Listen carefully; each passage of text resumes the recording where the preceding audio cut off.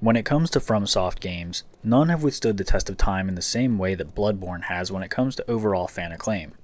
Sure, the Dark Souls games are probably recognized as the true staple of the Souls genre as a whole, but it's rare that you'll find anyone who has a single negative thing to say about Bloodborne, aside from the fact that they're impatient for a sequel or a remaster. And while this would most assuredly satisfy gamers' hunger for another gory, Lovecraftian adventure, one can't help but pause and reminisce on all the things that made Bloodborne great in the first place.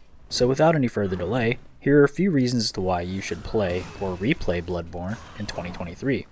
Spoiler warning for some of the bosses and locations in-game. Reason number 1, the challenge. While all of FromSoft games will go down in history as some of the most challenging forms of media, Bloodborne is one of the more difficult games in the Souls series, and this can be attributed to how combat was designed.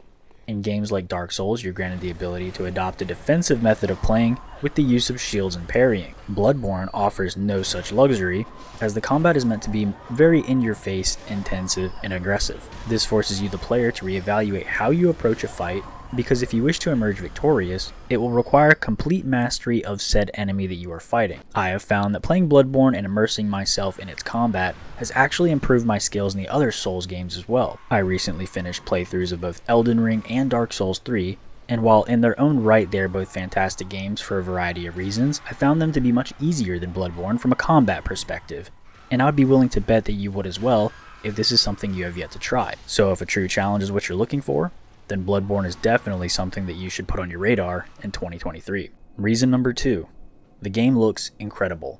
Bloodborne was the first game in the Souls series to deviate from the typical medieval setting that players had grown accustomed to with Demon's Souls, Dark Souls 1 and 2, and instead adopted a new art style that was very gothic and very Lovecraftian inspired.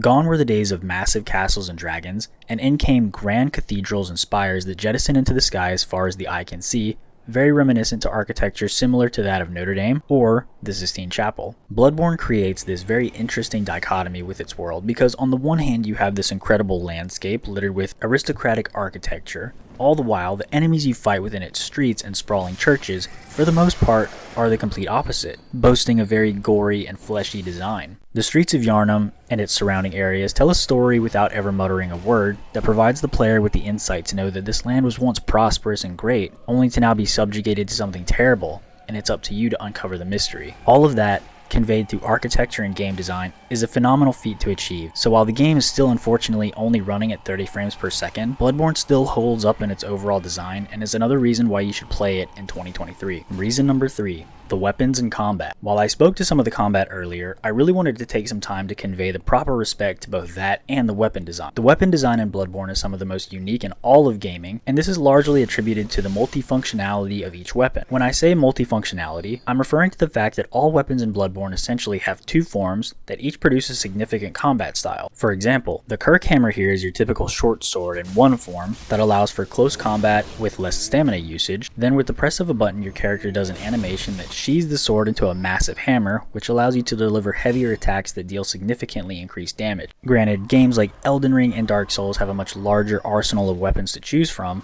Bloodborne only has around 16, and where quantity may be lacking, quality makes up for it tenfold. Each weapon is very unique and has its own distinctive identity. This circles back to what I was mentioning earlier with the combat in Bloodborne and how mastery is necessary for victory.